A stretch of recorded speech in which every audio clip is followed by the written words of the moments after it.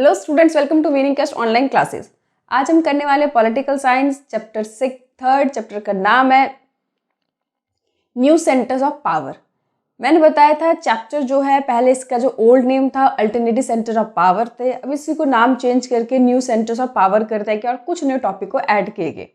तो पिछली क्लासेस में हमने बेसिकली पढ़े थे कि जो ऑर्गेनाइजेशन है, इंटरनेशनल ऑर्गेनाइजेशन के बहुत सारे जो एक रीजन में रहने वाले बहुत सारे देशों ने मिलकर एक अलग अलग ऑर्गेनाइजेशन बनाया है, जिसमें हमने यूरोपियन यूनियन और सार्क और आसियान के बारे में पढ़ा था।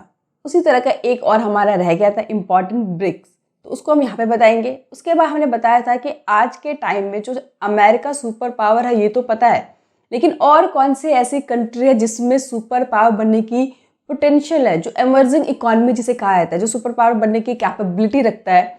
तो इसमें 4 देशों के नाम सबसे ऊपर आते हैं, चाइना, इंडिया, इजराइल और रशिया। हम इन चारों के बारे में बात करेंगे। तो आज अपनी क्लास के अंदर मैं सिर्फ 2 ही कंट्री की बात करूंगी और दूसरी मैंने सेपरेट एक वीडियो बना रखा है जिसमें हम चाइना और रशिया के बारे में बात करेंगे। तो चलिए हम बात करते सबसे पहले ब्रिक्स से स्टार्ट करते हैं। ये जो ब्रिक्स है पहले स्टार्टिंग में जब बना था उसका नाम ब्रिक है। ये बेसिकली एक्रोनियम है कि बी से ब्राज़ील हो गया, आर से रशिया, आई फॉर इंडिया और सी से चाइना। पहले स्टार्टिंग में 2006 में जब ये बना था इसका नाम केवल ब्रिक था, लेकिन बाद में जब साउथ अफ्रीका इसमें जुड़ गया तो ब्रिक्स से क्या बन गया, ब्रिक्स बन गया और एस जो है बेसिकली साउथ अफ्रीका के लिए बनाया गया। तो जो ब्रिक्स है एक मतलब 2006 में 4 देशों ने मतलब BRIC 4 देशों ने मिलकर बनाया था, लेकिन इसका जो फर्स्ट समिट हुआ था वो 2009 में हुआ था। और 2010 में जब चाइना ने फॉर्मली इनवाइट किया साउथ अफ्रीका को और सभी देशों के कंसेंट से दिसंबर 2010 में साउथ अफ्रीका भी इसका मेंबर बन गया और ब्रिक कन्वर्ट इनटू ब्रिक्स। ये जो ब्रिक्स है आज के टाइम में कहा जाता है कि आज के टाइम में तो यूरोपियन यूनियन को सबसे पावरफुल इन्फ्लुएंशियल ऑर्गेनाइजेशन कहा जाता है, लेकिन आने वाले टाइम में ऐसा लगता है कि ये जो ब्रिक्स है ये एक बहुत ही पावरफुल ऑर्गेनाइजेशन बन जाएगा। इसके पीछे रीज़न है कि इसके अंदर जो भी मेंबर्स है वो काफ़ी तेज़ी से ग्रो करे, उनकी इकॉनमी काफ़ी तेज़ी से बढ़ रही है, चाहे वो रशिया हो, चाहे वो इंडिया हो और जो चाइना। आपको पता है आज के टाइम में जो इकॉनमी सबसे ज़्यादा जो ग्रो करने वाली इकॉनमी है, सेकेंड लार्जेस्ट इकॉनमी है चाइना है। तो एक ही ऑर्गेनाइजेशन के अंदर इंडिया, चाइना, रशिया इतने बड़े बड़े जो देश है वो एक साथ एक मंच पे आ रहे हैं, एक ही ऑर्गेनाइजेशन के साथ जुड़ रहे हैं, तो इसकी ऑटोमेटिकली इसकी जो पावर है वो बहुत ज़्यादा बढ़ जाती है। तो अब हम बात करते हैं इसके ऑब्जेक्टिव। हम सभी जानते हैं, तो पहले मैं बता दूं कि जो ब्रिक्स है वो इतना पावरफुल ऑर्गेनाइजेशन क्यों होने वाला है या क्यों इसको कहा जाता है कि कैपेबिलिटी है, पोटेंशियल है। तो पूरे वर्ल्ड की अगर हम बात करें तो 43% अप्रॉक्सीमेटली टोटल वर्ल्ड की जो पॉपुलेशन है उसका 43% अकेले इन 5 देशों के अंडर में आती है। अगर हम टेरिटरी की बात करें तो 30% टेरिटरी वर्ल्ड का इन 5 देशों ने अपना मतलब एक तरह से अधिकार जमा रखा है। अगर हम बात करें उसकी जीडीपी की बात करें तो पूरे विश्व की जीडीपी की 23% 5 देशों का कंट्रीब्यूशन है। चाहे हम बात करें ट्रेड की तो 18% पूरे ग्लोबल ट्रेड का 18% जो ब्रिक्स मेंबर का कंट्रीब्यूशन चाहता है। तो इन सब चीज़ों को देखते हुए ब्रिक्स को काफ़ी इन्फ्लुएंशियल और पोटेंशियल है इसके अंदर कि बहुत बड़ी ऑर्गेनाइजेशन आने वाले टाइम में बन सकता है, ऐसे बहुत से लोगों का कहना है। जो बेसिकली सबसे पहले जो थ्योरी स्टार्ट हुई थी ब्रिक्स की, ये सबसे पहले अमेरिका में स्टार्ट हुई थी और उन्होंने कहा था कि ये जो कंट्री है जो इसके मेंबर है चाइना, इंडिया और रशिया, ये काफ़ी ग्रोइंग इकोनॉमी काफ़ी तेज़ी से बढ़ रहे हैं और आने वाले टाइम में जो उनका जो प्रभाव होगा वर्ल्ड की इकोनॉमी में बहुत ज़्यादा होने वाला है। तो जैसे दूसरे ऑर्गेनाइजेशन चाहे वो यूरोपियन यूनियन हो, चाहे वो आसियान हो, चाहे वो सार्क हो, सभी ऑर्गेनाइजेशन का जो ऑब्जेक्टिव मेन होता है वो ऑलमोस्ट सेम ही होता है कि आपस में रीजनल डेवलपमेंट करना, इकोनॉमी की स्टेबिलिटी होती है, फ्री ट्रेड करने के लिए जो इतने भी ट्रेड बैरियर्स हैं उनको रिमूव कर देना, जो भी रिसोर्सेज हैं उनको ऑप्टिमम यूज़ करना, सस्टेनेबल डेवलपमेंट करना, और जो भी न्यू थ्रेट्स आ रहे हैं यानी कि न्यू जो इकोनॉमिक इश्यूज़ के साथ साथ जो भी ग्लोबल एमर्जिंग इश्यूज़ हैं जिसमें चाहे टेररिस्ट हो, चाहे वो ग्लोबल वार्मिंग हो या देश में कोई ऐसी समस्या जैसे अगर हम कोरोना की बात करें, कोई ऐसी वैश्विक कोई समस्या हो तो उनसे कैसे टैकल करना है, उनसे कैसे अपने आप को बचाना है, सेव करना है, ये सब उनका बेसिकली एम होता है। और साथ ही साथ इनका एम होता है कि इन मेंबर देशों के बीच में म्यूचुअल अंडरस्टैंडिंग बढ़ाना, उनसे रिलेशनशिप अच्छा करना। तो इन्हीं सब ऑब्जेक्टिव को फुलफिल करने के लिए इस तरह के ऑर्गेनाइजेशन को बनाया जाता है। और ऐसे बहुत सारे ऑर्गेनाइजेशन से पहले भी बने हुए हैं। जैसे मैं बताया था आपको, सबसे पहले यूरोपियन यूनियन इस तरह का कंसेप्ट देश में देखने को मिला था, और ब्रिक अभी 2006 में बना, लेकिन जो पहला इसका फॉर्मल समिट 2009 में हुआ था। अब इसकी एक और बहुत बड़ी खासियत है ब्रिक्स की, कि उसने क्या करा कि ब्रिक्स ने, चाहे उसे ब्रिक्स बैंक कह लो या न्यू डेवलपमेंट बैंक कह लो, ये बेसिकली बनाया क्यों था कि आपको पता है कि वर्ल्ड बैंक या IMF है, क्या इस पे जो अमेरिका है, US है, उसका काफ़ी इन्फ्लुएंस है, कहीं ना कहीं उसका जो प्रभाव है कोई ज़्यादा है। तो उसको एक तरह से अल्टरनेट करने के लिए, एक तरह से उनको चैलेंज देने के लिए कहते हैं कि इसको बनाया गया। तो इसके अंदर जो न्यू डेवलपमेंट बैंक है, जो एग्रीमेंट ट्रीटी साइन हुआ था जुलाई 2014 में, लेकिन जो बेसिकली इफेक्ट में आया था जुलाई 2015 से। इसका जो ऑथोराइज्ड कैपिटल था 100 करोड़ बिलियन डॉलर था, समझे, $100 बिलियन था, और जितने भी मेंबर देश है सभी ने इक्वली कंट्रीब्यूट किया था। और इसके अंदर जो इक्वलिटी ऑफ प्रिंसिपल पे बेस्ड है कि सभी देशों के साथ इक्वली बिहेव किया जाएगा, 1 कंट्री इक्वल टू 1 वोट, किसी भी कंट्री को कोई ऐसे वीटो पावर नहीं है, सबके साथ इक्वलिटी का बिहेव किया जाएगा। और इस तरह के बैंक का जो सेटअप करने का एम था, चाहे वो प्राइवेट हो चाहे पब्लिक हो, उनके इंफ्रास्ट्रक्चर के लिए लोन प्रोवाइड करना, लोन के साथ साथ गारंटी देना, और भी बहुत सारे जो फाइनेंशियल सिक्योरिटीज़ होते हैं उनकी तरह से उनकी द्वारा हेल्प करना, चाहे वो प्राइवेट हो चाहे वो पब्लिक हो। सस्टेनेबल डेवलपमेंट करना, बहुत तरह के प्रोजेक्ट को फिनांस करना, ताकि इंफ्रास्ट्रक्चर डेवलपमेंट का काम बड़ी तेज़ी से किया जा सके। लेकिन कहते हैं ना कि जहाँ पे इतने सारे पोटेंशियल होते हैं, जहाँ पे बड़े बड़े सुपर पावर एक साथ मिलते हैं, वहाँ पे कुछ ना कुछ ईगो क्लैश हो ही जाता है। तो हर एक ऑर्गेनाइजेशन में यही समस्या है, तो ये इससे अछूती कभी भी नहीं रह सकती। और जहाँ पर ऐसी जो तेज़ी से बढ़ने वाली इकॉनमी एक साथ मिलकर एक मंच पे आ गए हो, तो जाहिर सी बात है कि छोटी छोटी किसी न किसी बात को लेकर उनमें मनमुटाव या किसी तरह की कन्फ्लिक्ट देखने को मिल सकते हैं। वही इसकी बेसिकली ब्रिक्स की लिमिटेशन हो गई। सबसे पहली लिमिटेशन ब्रिक्स की कही जाती है कि जो चाइना है वो बहुत ज़्यादा डोमिनेटिव है। जैसे कहते हैं ना कि हर चीज़ में जो US है डोमिनेटेड है, तो यहाँ पे ब्रिक्स में प्रॉब्लम क्या है कि चाइना बहुत ज़्यादा डोमिनेटिंग कंट्री है, क्योंकि कहते हैं कि चाइना की इकॉनमी आज के टाइम में US के बाद सेकेंड लार्जेस्ट इकॉनमी है, बहुत तेज़ी से ग्रो कर रही है।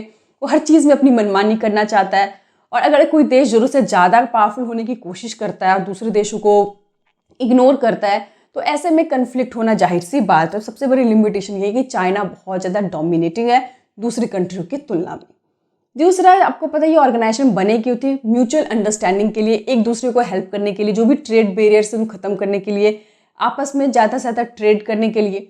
लेकिन अगर देखा जाए इन देशों के बीच में जितना ट्रेड होता है उससे कहीं ज़्यादा जो इनके नॉन मेंबर्स है, स्पेशली चाइना की बात करें, जितना ये इन मेंबर से ट्रेड करते उससे कहीं ज़्यादा, कहते 5 टाइम लार्जर इनका US से ट्रेड है, यूरोपियन यूनियन के साथ ट्रेड है, साउथ कोरिया के साथ ट्रेड है। तो आपस में इस तरह की उनकी म्यूचुअल अंडरस्टैंडिंग देशों के बीच में नहीं दिख रही, जिस ऑब्जेक्टिव के लिए इसको बेसिकली बनाया गया था। तीसरा है डाइवर्सिटी आइडियोलॉजी। इसमें जितने भी देश है, हर एक देश के इकॉनमी अलग अलग है, हर एक कंट्री के लिए जो पॉवर्टी की डेफिनेशन अलग अलग है, हर एक कंट्री की जो कल्चर है वो बिल्कुल अलग अलग है। तो ऐसे में उनकी आइडियोलॉजी काफ़ी ज़्यादा क्लैश करती है, आपस में मिलती नहीं है, और कई बार इनके बीच में मनमुटाव देखने को मिलते हैं। स्पेशली अगर हम बात करें इंडिया और चाइना के बीच में, एक धीरे धीरे आपको पता होगा कि काफ़ी तनाव बढ़ रहा है। रिसेंट आप लोग न्यूज़ देखते होंगे, LSE पे रोज़ न्यूज़ में देखते हो कि तनाव का माहौल सा बना हुआ है। जब एक मेंबर, मतलब 5 मेंबर कंट्री और 2 देशों में जो कि दोनों ही सुपर पावर बनने की होड़ में है, चाइना की इकॉनमी काफ़ी तेज़ी से ग्रो कर रही है, तो हम इसको नकार नहीं सकते। जो इंडिया है वो भी काफ़ी तेज़ी से ग्रो कर रहा है। ऐसे में जो 2 इमर्जिंग सुपर पावर बनने की कैपेबिलिटी रखते हैं, वो दोनों ही देश टेरिटोरियल डिस्प्यूट को लेकर काफ़ी आपस में लड़ रहे हैं, मनमुटाव हो रहा है उनका, और युद्ध जैसे माहौल भी दिख रहे हैं। तो ऐसे में जो ब्रिक्स लगता है वो उतने सक्सेसफुल नहीं हो सकते, क्योंकि जब मेंबर है उनके बीच ही कोई जो म्यूचुअल अंडरस्टैंडिंग ना हो, उनके बीच ही तकरार बना रहे, तो ऐसे ऑर्गेनाइजेशन को खतरा होने का डर होता है। क्या वो सक्सेसफुली एक साथ मिलकर काम कर भी पाएंगे कि नहीं? क्योंकि ऐसा नहीं होता, अगर आपका LSE पे तनाव है या आपके टेरिटोरियल डिस्प्यूट है, तो आपको उसका इफेक्ट जो इकोनॉमी की भी पड़ता है, आपके ट्रेड पे भी पड़ेगा, सीधी सी बात है। और जैसे पढ़ा है, आपने देखा है कि अभी इंडिया ने कितने सारे ऐप थे, उसमें चाइनीज़ ऐप थे, उन पर बैन कर दिया। बहुत सारे जो चाहे डिफेंस हो गए चाहे गुड्स हो गए, बहुत सारे चाइना से जो भी हमारे गुड्स आते थे उनको भारत सरकार ने बैन कर दिए। तो इस तरह के ये जो मतलब एक मनमुटाव का जो दौर स्टार्ट हुआ है, तो कहीं ना कहीं इस जो ऑर्गेनाइजेशन को वो अफेक्ट कर सकता है। ये इसकी इस टाइम की सबसे बड़ी चैलेंज और चुनौती है। इसके साथ ये ब्रिक्स वाला टॉपिक हमारा कंप्लीट हो गया। इंटरनेशनल जितने भी हमने ऑर्गेनाइजेशन बनाए थे देश में, अब बहुत सारे देशों ने मिलकर अपने बेनिफिट के लिए, म्यूचुअल अंडरस्टैंडिंग के लिए, जिसमें हम यूरोपियन यूनियन, सार्क, आसियान और ब्रिक्स, ये चारों हम अच्छे से कर चुके हैं। तो अपने नेक्स्ट टॉपिक की तरफ हम आगे बढ़ते हैं कि India as a super power क्यों कहा गया है, कि इंडिया आने वाले टाइम में उसमें कैपेबिलिटी या पोटेंशियल है कि वो सुपर पावर बन सकता है। तो ऐसा इसमें क्या देखा गया है, क्या उसकी फीचर्स है कि इंडिया को ऐसे कैटेगरी में रखा गया है। तो चलिए हम बात करते हैं स्टार्टिंग से इंडिया के बारे में। हम जानते हैं कि इंडिया 2014 के बाद हमारे एक नई इंडिया की जो छवि है वो इंटरनेशनल लेवल पे आई है। कांग्रेस ने एक लंबे समय तक देश पे शासन किया, राज किया, लेकिन देश में जो परिवर्तन का हम दौर कहें, डेवलपमेंट के अगर हम कहें ना जो स्टार्ट हुआ है वो 2014 के बाद। नो डाउट मैं किसी भी पॉलिटिकल पार्टी को सपोर्ट नहीं कर रही, मैं मतलब ये मैं किसी का कोई ओपिनियन नहीं है, जो डेटा फिगर्स है उनके बेसिस पे मैं बात कर रही हूँ कि 2014 के बाद जो हमारे इंटरनेशनल मंच पे भारत को जो रिस्पेक्ट भरा है, चाहे वो इकोनॉमी की बात हो, चाहे वो मिलिट्री पावर हो, चाहे डिप्लोमेसी पावर हो, उसमें जो इजाफा हुआ है वो बेसिकली हम बात कर रहे हैं। और उसी सब फिगर्स को देखते हुए इंडिया को कहा गया है कि इंडिया में पोटेंशियल है कि वो आने वाले टाइम में वो विश्व में राज कर सकता है। तो ऐसा क्यों कहा गया है, मैं वो सारी बातें आपको बताती हूँ। तो सबसे पहले डेमोग्राफिक की बात करते हैं। आपको पता है कि इंडिया की जो पॉपुलेशन है वो वर्ल्ड की सेकेंड लार्जेस्ट पॉपुलेशन है, यानी कि चाइना के बाद हम सेकेंड नंबर पे आते हैं जिसकी पॉपुलेशन रेट सबसे ज़्यादा है, यानी कि ग्रोइंग रेट भी बहुत ज़्यादा और एग्जिस्टिंग पॉपुलेशन भी बहुत ज़्यादा है। हमारे और चाइना में या दूसरे कंट्री जिनमें ऑलरेडी बहुत पॉपुलेशन, उनमें एक बेसिक डिफरेंस क्या है कि हमारे यहाँ पे जो यंग जनरेशन है, जो मतलब कि काम करने वाले जो पॉपुलेशन है वो बहुत ज़्यादा है। क्या जाता है कि हमारे देश में 50% से करीब ज़्यादा लोग हैं जो मार्च 24 ईयर्स के, यानी कि यंग पॉपुलेशन हमारे पास बहुत ज़्यादा है। और 65% से भी मतलब ज़्यादा परसेंटेज हमारे पास 35 एज से कम लोग हैं, यानी कि जो वर्किंग फोर्स है, काम करने वाले जो लोग हैं, उनकी परसेंटेज बहुत ज़्यादा है, जो कि दिखाता है कि हमारे इकॉनमी के अंदर पोटेंशियल है, वो बहुत ज़्यादा काम कर सकता है, बहुत ज़्यादा एफर्ट लगा सकता है, अपनी इकॉनमी को डेवलप कर सकता है। तो ये एक बहुत बड़ा पॉइंट माना जाता है। जबकि चाइना की बात करें, उसकी पॉपुलेशन हमसे ज़्यादा है, पर उसके पास ओल्ड एज पॉपुलेशन ज़्यादा है। हमारे पास जितने यंग पॉपुलेशन है उनके कंपेरेटिवली चाइना की जो यंग पॉपुलेशन है वो बहुत ही कम है, इसीलिए चाइना की एक प्रॉब्लम है और हमारे एक बेनिफिट है। दूसरे हम बात करते हैं स्टेबल डेमोक्रेसी। आपको पता होगा कि भारत 1947 में आज़ाद हुआ था, 15 अगस्त वो दिन था। इसके साथ ही बहुत सारे देश भी आज़ाद हुए थे देखा जाए तो, लेकिन उन देशों में भी डेमोक्रेसी स्टेबल नहीं रही, यानी कि डेमोक्रेसी आई और कुछ टाइम के बाद ही डिक्टेटरशिप आ गया या फिर उनके पास मिलिट्री ने शासन करना स्टार्ट कर दिया। भारत एक ऐसा देश है कि जहाँ पे डेमोक्रेसी, हालांकि बहुत सारे लोगों ने कहा था, जब नेहरू जी ने सपना दिखाया था डेमोक्रेसी का, तो बहुत सारे लोगों को लगा था कि भारत जैसे देश में डेमोक्रेसी संभव नहीं है। क्यों नहीं संभव है? क्योंकि यहाँ पे ज़्यादातर इलिटरेट लोग रहते हैं, पॉवर्टी इतनी ज़्यादा है, अनएजुकेटेड लोग इतनी ज़्यादा है, हाईली पॉपुलेशन है यहाँ पे, तो ऐसे में डेमोक्रेसी सक्सेस नहीं हो पाएगी। बट भारत ऐसा देश है जहाँ पे सही मायने में डेमोक्रेसी है, जहाँ पे लोगों को अपनी मन की बात कहने की आज़ादी है, मीडिया इंडिपेंडेंट है। और अगर जो भी कंट्री है अगर डेमोक्रेसी सही में मायने में फॉलो होती है तो वहाँ पे क्या होता है कि आम लोग जो होते हैं वो अच्छी लाइफस्टाइल जी रहे होते हैं।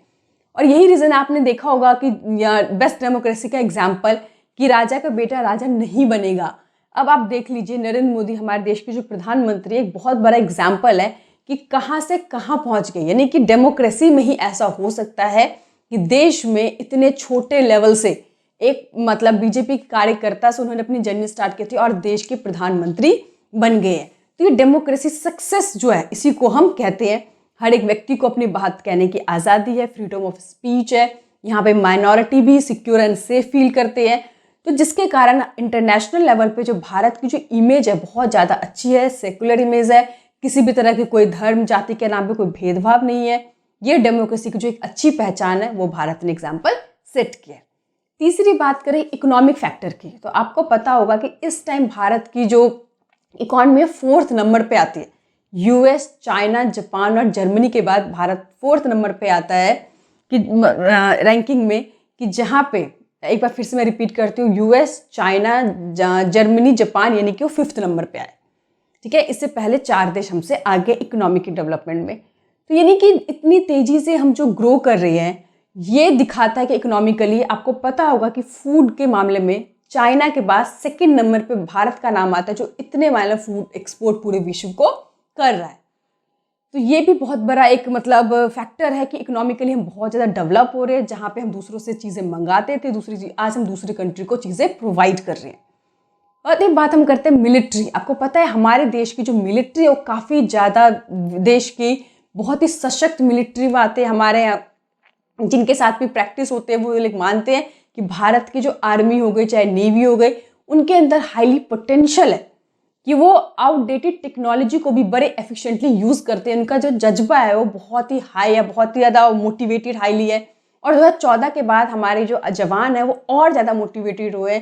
इसके पीछे रीज़न हमारे कहीं ना कहीं, मैं 100% नहीं कहती, मैं सभी आर्मी की जो रिस्पेक्ट कर रही हूँ, बट अगर देश में, अगर केंद्र में अगर लीडरशिप मजबूत हो, तो आपको पता है कि हर किसी को अपने अपने जो सही टैलेंट दिखाने का मौका मिलता है। उसके बाद हम बात करें इंफ्रास्ट्रक्चर की। आपको पता है नरेंद्र मोदी ने कहा था कि देश में बड़े सारे FDI लाना चाहते हैं। पहले हर कोई देश चाइना को फर्स्ट उसकी प्रेफरेंस होती थी क्योंकि वहाँ पे इंफ्रास्ट्रक्चर वेल डेवलप थे, लेकिन नरेंद्र मोदी ने कहा था कि धीरे धीरे उन्होंने इंफ्रास्ट्रक्चर सेक्टर में बहुत काम किया है ताकि जो FDI फॉरेन इन्वेस्टमेंट है उसको दूसरे देश से यहाँ पे ला सके और यहाँ पे बहुत सारी अपॉर्चुनिटी क्रिएट कर सके। और इसीलिए उन्होंने बहुत सारे जो, चाहे वो कम्युनिकेशन सेक्टर हमारा कितना डेवलप है, चाहे वो पावर सेक्टर हो, चाहे हमारे रोड हो, हर चीज़ पे उन्होंने बहुत काम किया। और तेजी से आज आप देखिए कि गांव-गांव, शहर-शहर, हर जगह पे आप देखेंगे अच्छे रोड बने हुए हैं। कोई सोच भी नहीं सकता था कि गांव के लोग पेटीएम, मोबाइल पे, इन सब चीज़ों का यूज़ करेंगे। लेकिन आज आपने देखा होगा कोरोना के टाइम में छोटे से दुकानदार भी, रिक्शा वाला भी पेटीएम यूज़ कर रहा है, किस तरह से मतलब नेटवर्क से जुड़ा हुआ है। तो ये हमारे देश की डेवलपमेंट। और कहीं ना कहीं जब आपको पता होगा जनधन योजना के अंतर्गत उन्होंने सबके अकाउंट खोले थे ताकि हर एक व्यक्ति घर बैठे बैठे ट्रांजैक्शन कर सके, जो भी उनके स्मार्टफोन है उनका सही यूज़ कर सके। तो काफ़ी कुछ इसमें कम्युनिकेशन सेक्टर हो, चाहे वो हमारा ट्रांसपोर्ट सिस्टम हो, हर चीज़ को उन्होंने काफ़ी ज़्यादा डेवलप किया है। अब हम बात करते हैं IT। आपको पता है भारत में बहुत तेज़ी से नए नए स्टार्टअप बढ़ रहे हैं। आपको मतलब बहुत ज़्यादा नए नए स्टार्टअप आ रहे हैं देश के अंदर। मेक इन इंडिया पे जो मोदी जी है काफ़ी तेज़ी से काम कर रहे हैं।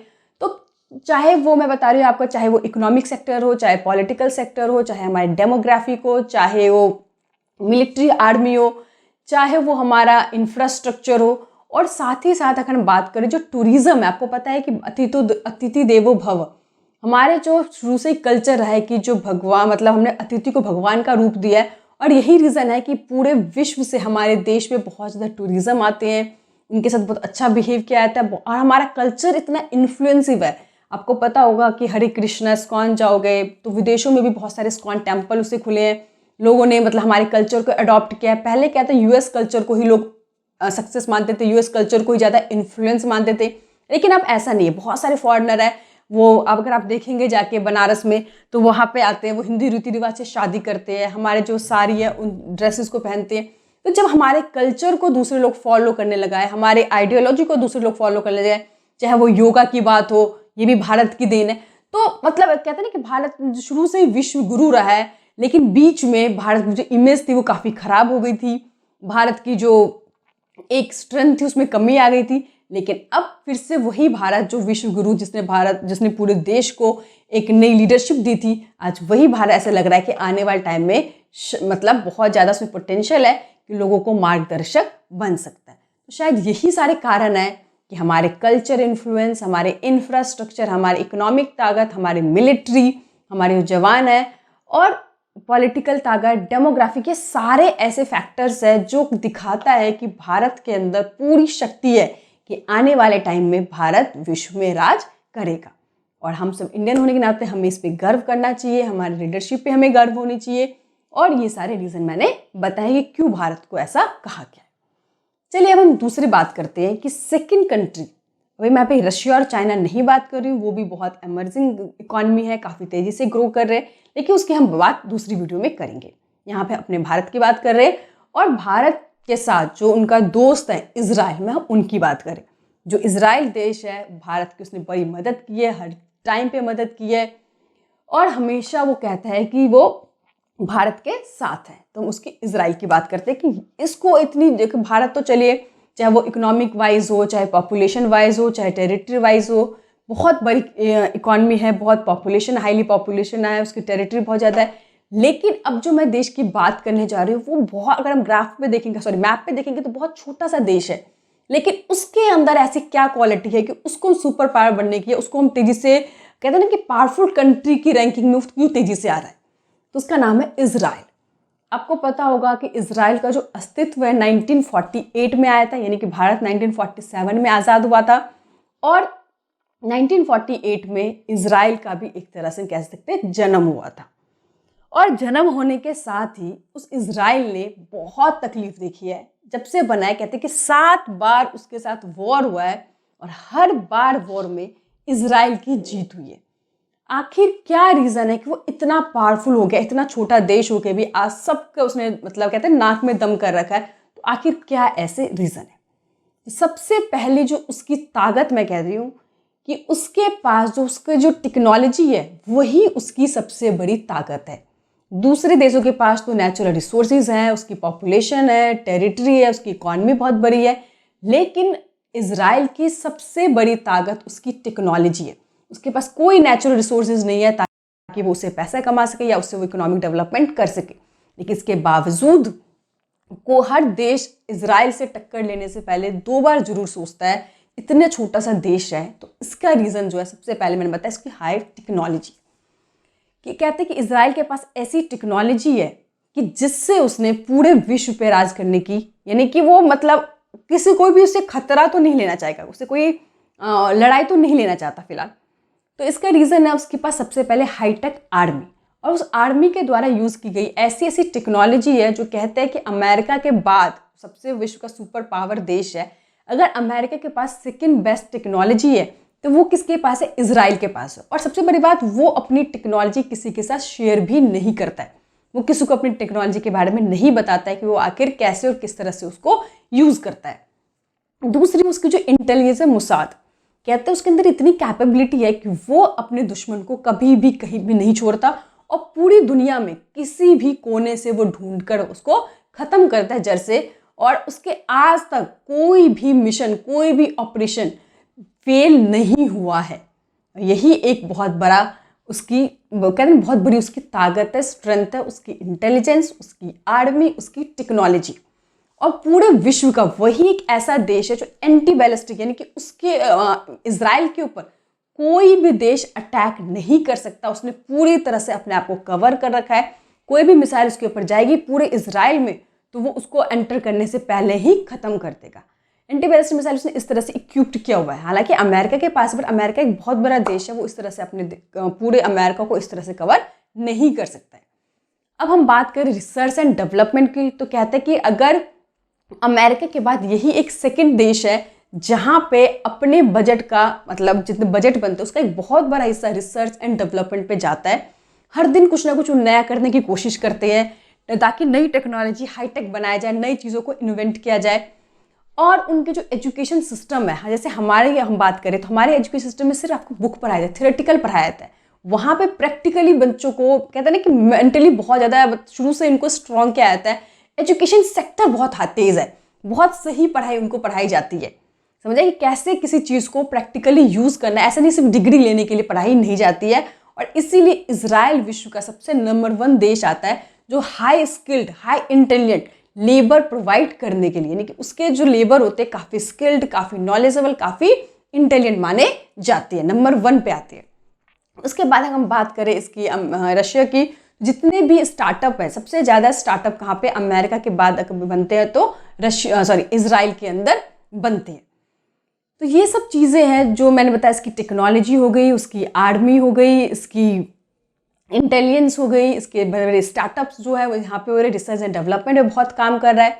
उसके बाद अगर हम बात करें रैंकिंग की तो कहते हैं कि जो इसकी पावरफुल कंट्री में जो इजराइल का रैंक है वो 8th है। सोचो इतने सारे देश है, बड़े बड़े देश हैं, लेकिन पावरफुल कंट्री में 8th नंबर पे इतना छोटा सा देश आता है। ये अपने आप में इजराइल की बहुत बड़ी अचीवमेंट मानी जाती है। अगर हम यूएन के जो ह्यूमन इन डेवलपमेंट इंडेक्स की बात करें तो उसमें वो 18th नंबर पे आता है, जो हाईली डेवलप कंट्री दिखाता है उसको। रिसर्च एंड डेवलपमेंट में नंबर 1 पे आता है, पूरे दुनिया को हाई स्किल्ड लेबर प्रोवाइड करने में नंबर 1 पे आता है, स्टार्टअप में नंबर 2 पे आता है।